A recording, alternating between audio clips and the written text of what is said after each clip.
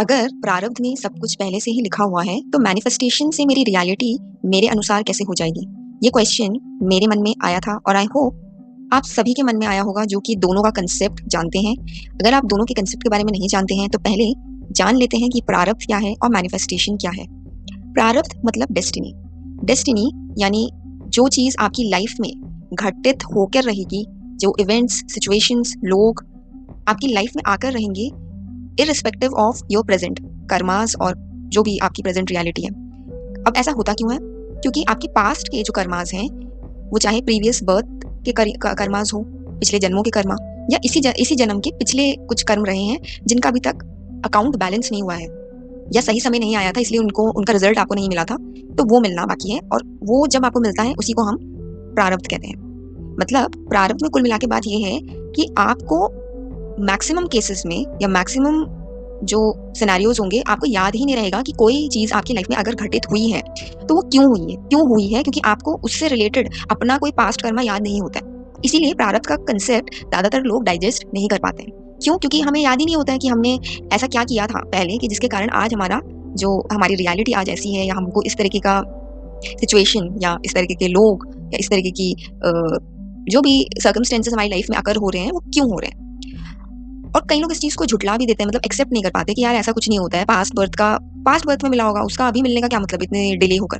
But दोस्तों, life के बहुत सारे ऐसे एस्पेक्ट्स हैं या ऐसे तथ्य हैं, ऐसे बातें हैं जो हम और आप पूरी तरीके से नहीं जान सकते, क्योंकि हमने अभी वो क्या कहते हैं संपूर्ण ज्ञान या उस तरीके के लेवल या फ्रीक्वेंसी को हासिल नहीं किया कि हम इस यूनिवर्स के सारे सीक्रेट्स या रहस्य को अच्छे से समझ सके। क्योंकि हम लोग कॉज एंड इफेक्ट के क्या बोले कि बैलेंस शीट में रख के सब चीज़ें समझना चाहते हैं कि अगर ये चीज़ इफेक्ट इसका ये हुआ है तो इसका कॉज भी कुछ होगा, और हम उस कॉज को ढूंढना चाहते हैं। और जब तक हमें वो कॉज नहीं मिलता तब तक हम उस चीज़ को नहीं मानते, और इसी को हम साइंस कहते हैं। हम लोग साइंटिफिक पॉइंट ऑफ व्यू से चीज़ों को समझते हैं। बट बहुत केसेस ऐसे हुए हैं दुनिया में, या बहुत ऐसे इंसिडेंट्स हुए हैं जहाँ आप जहाँ साइंस फेल हो जाती है। तो वही ऐसा ही कुछ मैटर है, क्योंकि कई बार आप खुद देखेंगे कि आपकी लाइफ में कुछ ऐसा घट रहा होता है जिसको आप सोचते हो कि यार मेरे साथ ऐसा क्यों हो रहा है, मतलब मैंने ऐसा क्या ही किया था किसी के साथ कि मेरे साथ ऐसा हो रहा है। तो उस समय आपको समझ जाना होता है कि ये आपका कोई प्रारब्ध ही है। आप उसको एक्सेप्ट करें या ना करें, वो आपको मतलब आपके सामने आता ही है। आपको उस चीज़ को एक्सपीरियंस करना ही पड़ता है, वेदर इट इज़ बिटर और it is sweet, what ever it is. और प्रारब्ध हमेशा नेगेटिव होता है ऐसा ज़रूरी नहीं है। कई सारी केसेस में ऐसा भी हुआ है कि किसी की रियलिटी में दूर दूर तक एक बहुत बड़ी अपॉर्चुनिटी लिखी ही नहीं थी या दिखती नहीं थी कि इसके साथ ऐसा भी हो सकता है, बट उसके साथ ऐसा हो जाता है। फॉर एग्जाम्पल, जैसे कई सारे सोशल मीडिया में आजकल लोग फेमस हुए हैं या बहुत पॉपुलर हो गया, जैसे डॉली चाय वाला हो गए, या जैसे वो वड़ा पाव गर्ल है, या ऐसे बहुत सारे लोग हैं जिनका मतलब जिस तरीके से उनको फेम मिला, नेम मिला, या जैसे पैसे कमाए, वो किसी ने सोचा नहीं था कि उनको मिल जाएगा।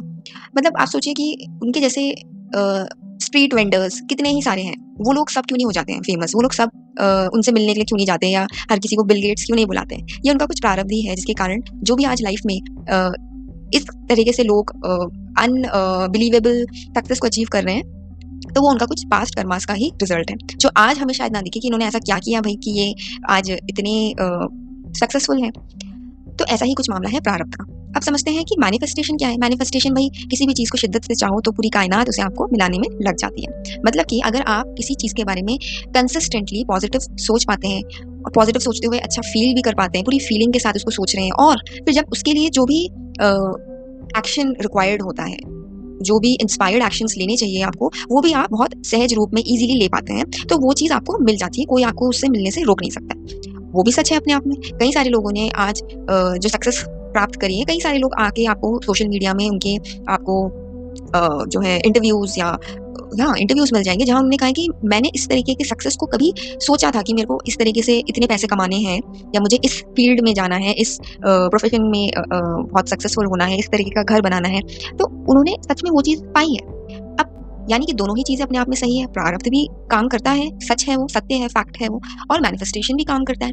बट बात यह है कि हमें किसी को नहीं पता कि हमारी प्रारब्ध में एक्चुअली में क्या लिखा हुआ है, और अच्छा भी हो सकता है प्रारब्ध, बुरा भी हो सकता है। अब जब हमें पता ही नहीं है कि हमें क्या मिलना है क्या नहीं मिलना है, तो कई लोग ये सोचते हैं कि यार अगर पहले से चीज़ें लिखी हुई है, दो मुझे नहीं पता कि आज मुझे क्या मिलना है, तो मैं कैसे कुछ चीज़ जो आज मेरे सामने नहीं है, मतलब जिसके लिए कोई रियलिटी में पॉसिबिलिटी ही मुझे दूर दूर तक दिखाई नहीं देती, वो मैं मैनिफेस्ट कैसे कर लूँ? मतलब ये दो चीज़ें काफ़ी कॉन्ट्रडिक्टरी है, क्योंकि हो सकता है कि मेरे प्रारब्ध में वो चीज़ ना लिखी हो, क्योंकि हो सकता है कि कोई जैसे बहुत गरीब फैमिली में पैदा हुआ है, उसकी चाह तो है कि वो बहुत अमीर हो जाए, फेमस हो जाए, सक्सेसफुल हो जाए, पर उसकी रियलिटी वैसी नहीं है।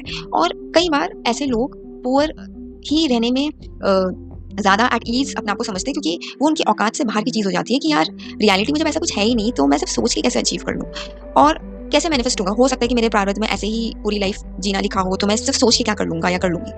तो दोस्तों यहाँ पे आता है कैच पॉइंट। देखो, अगर आपके प्रारब्ध में कोई चीज़ मिलना नहीं लिखी होगी, तो आप कभी भी उस चीज़ के बारे में कंसिस्टेंटली पॉजिटिव नहीं रह पाएँगे। मतलब जब आप सोचेंगे भी ना, तो हो सकता है आप 1-2 बार या 4-5 बार उसके बारे में सोचें कि हाँ, मुझे ये चीज़ चाहिए तो। बट आपके माइंड में डाउट्स बहुत आएँगे, आपके माइंड में नेगेटिविटी बहुत आएगी, आपके माइंड में इफ एंड बट्स की एक चेन क्रिएट होगी, एक नेगेटिविटी ज़्यादा होगी, पॉजिटिविटी कम होगी।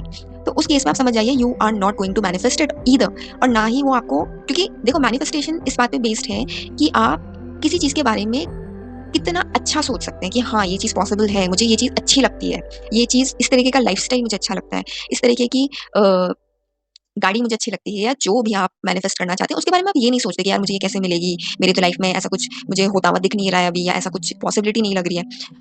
तो जो मैनिफेस्ट कर पाएगा, उसके प्रारब्ध में वो लिखा होगा, तो वो उस चीज़ के बारे में कभी भी डाउट नहीं करेगा, ओवरथिंक नहीं करेगा, इफ्स एंड बट्स में नहीं जाएगा। उसको ज़्यादा कोशिश, मतलब सोचिए, सोचने के लिए भी कोशिश करनी पड़ती है लोगों को, और ऐसा मेरे साथ भी हुआ है, क्योंकि लाइफ में कई बार आप पीछे मुड़ के देखेंगे तो कई विशेज़ आपकी अनफुलफिल्ड रही होंगी, और आपने सोचा यार, सोचना तो चलो एक बात है, मैंने तो इस चीज़ के लिए मेहनत भी बहुत करी थी। जैसे कोई एग्ज़ाम क्लियर करने के लिए आपने पढ़ाई करी थी, और आपने उसी को अपने एकमात्र गोल बना के रखा होगा, और वो अचीव नहीं हुआ होगा। तो कहाँ कमी रह गई? तो इसका रीज़न अगर आप ढूँढेंगे अच्छे से टटोल के अपने मन को और ऑनेस्टी के साथ, तो आप पाएँगे कि अंदर ही अंदर कहीं न कहीं आप उस गोल या उस विश के लिए नेगेटिव थे। मतलब कोर जो आपके अंदर फीलिंग थी ना, उस डिज़ायर के लिए, उस विश के लिए, वो नेगेटिव ही थी। आपके अंदर डाउट्स ज़्यादा थे रादर